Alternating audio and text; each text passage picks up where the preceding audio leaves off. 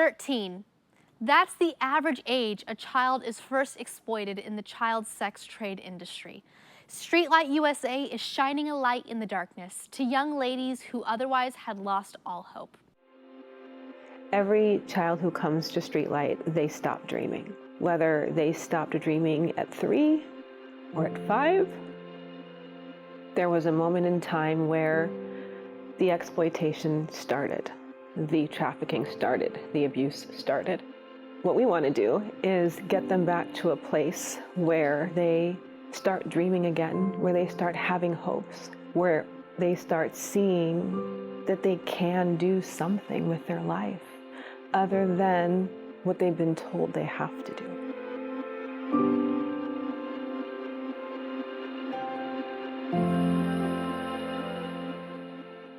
So once a child is rescued or recovered, every single area of their lives has been neglected. It's like a race against time to get them the nourishment that they need on every level. So when a girl comes into Streetlight, we triage her, we stabilize her, so she can then transition into a program where she's working toward healing, where she's working toward her future, where she's working toward getting on a path where she can live on her own. The survivors that I've worked with, they have a saying: we were wounded in community and now we need to heal in community. So when the girls come to Streetlight, they are coming to a home. They are coming to a home where they're meeting new sisters, women who are staff members who are going to become like mothers or like aunts or like the big sisters that they never had. We have 2 residential programs, and the Sanctuary is our behavioral health residential facility. The girls that are in the Sanctuary program, they all have an individual therapist that they see multiple times a week. They're also going to pet therapy, they go to equine therapy, they go to art therapy, they do music therapy. The Lighted Path program, our program that is mainly for our children that are coming in through the Department of Child Safety. The big focus for those girls is education. Once academics ends for the day, the girls have different groups. We have ASU Fitness that comes. We have Holy Yoga. The girls also do art therapy and arts and crafts on the weekends. We also have a pastoral counseling program and a pastoral care program where those services are voluntary for girls. If they are interested in meeting with our campus pastor, then they specifically have support groups. The rescuing is just the beginning. The process of a child's experience here is we want them to feel like they're physically safe and emotionally safe. What we're asking them to do, we can't rush it, and our length of stay at the sanctuary is 45 to 90 days. We're just getting them to a point where they can be at a place to continue their treatment with an outpatient therapist, but it still has to be very intensive and ongoing. All the literature says at least a year to 18 months to see true, real recovery, to get a child back into the environment and the community from a place where they have some substantial healing. My hope is that they can eventually, in their time, they're able to look back and really leave it behind them and move forward. Not in a way where they just dismiss or pretend that it didn't happen, but that it really fuels their strength rather than fueling that fracture in that point in their life. Almost in defiance of what their perpetrators tried to do, which was break them. So the sad reality is children are trafficked in every state. This is absolutely a nationwide problem, and the numbers are just going up. Currently, we are taking children from all over the nation. We have girls coming to Streetlight for treatment, and they're coming from Florida, from Texas, from Utah, all over the nation. Girls are coming specifically to Streetlight for healing. So 30% of the revenue that comes into Streetlight does come from either the Department of Child Safety or other contracts and service fees. But a large portion of the revenue that comes into Streetlight comes from individual gifts, grants, and churches. So the need for support for the services that we provide is huge. we are planning for the future.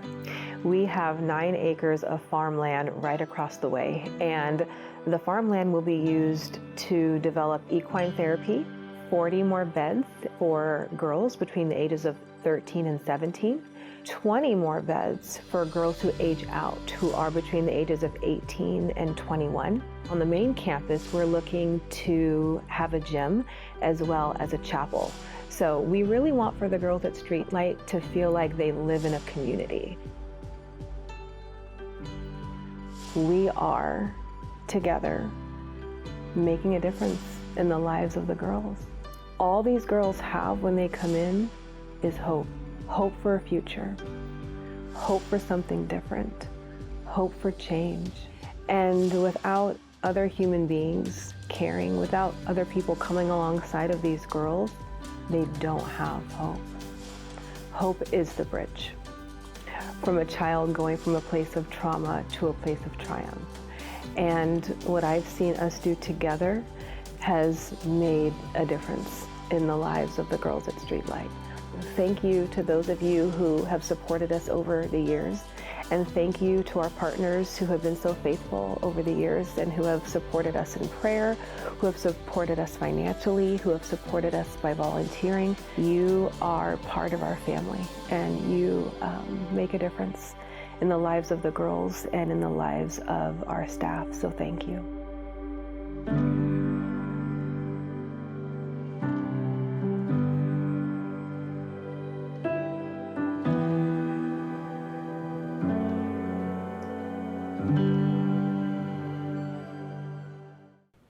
Well, today I have with me Skye Steele, the president of Streetlight USA. Thanks for being here. Thank you so much for having me. Well, it is the biggest honor to have you here. You're somebody I look up to so much for what you do in the lives of women.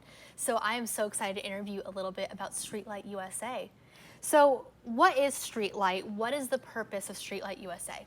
So Streetlight USA was founded back in 2009, and Streetlight is a program for girls between the ages of 13 and 17 who have fallen victim to commercial sexual exploitation through human trafficking. So we take children from all 50 states. We've even served girls as young as 11 years old who have fallen victim to commercial sexual exploitation. So we have 2 programs on our campus that really minister to the girls, and we wrap services around them, clinical services, pastoral care services, and they come to our campus and in our program so they can recover from the trauma that they've endured. Now you're dealing with children, right? Like this Yes. is not like the Phoenix Dream Center where the girls are a little bit older. You're dealing with little girls. So what does the program look like to facilitate and take care of a 11-year-old who's been through sex trafficking? Yeah, so we have 2 programs that are on our campus. Our Level 2 behavioral health program really focuses on recovery. So when the girls come to Streetlight and they come into that program, they're there to heal. They're there to heal from their trauma. So they attend group counseling and individual counseling, pet therapy, they love equine therapy, and then pastoral counseling with our director of pastoral care. We really make it a focus to treat the whole child. So we want to make sure that they heal spiritually, emotionally, and physically from the trauma that they've endured. Absolutely, and I know the way that Dream City and the Dream Center obtained Streetlight USA was kind of a unique story. Can you tell us about that? So back in 2009 is when I launched the sex trafficking program at the Phoenix Dream Center. At the same time, Streetlight USA was starting as well. So back in 2009, I actually had a phone conversation with their founder, and back then we talked about merging. But we decided that Streetlight would take the path of children and Dream Center would take the path of adults. So fast forward to 2017, the Streetlight's board really made a decision to want for Streetlight and the Dream Center to merge and to focus more on services together. Yes, and I'm sure the impact is even bigger now that we are all one. It is, it is. Absolutely. Now, how does Streetlight incorporate the message of Jesus into their teaching and their healing? So 2 ways. One thing that I tell my staff is we want to be the hands and feet of Jesus. We want the girls to know the love of God through us. So it's in everything that we do every day. It's in loving on them where they're at. It's in accepting them in their pain and in their trauma. But we also have a very focused and intentional pastoral care program. My director of pastoral care hosts church services on Sunday mornings.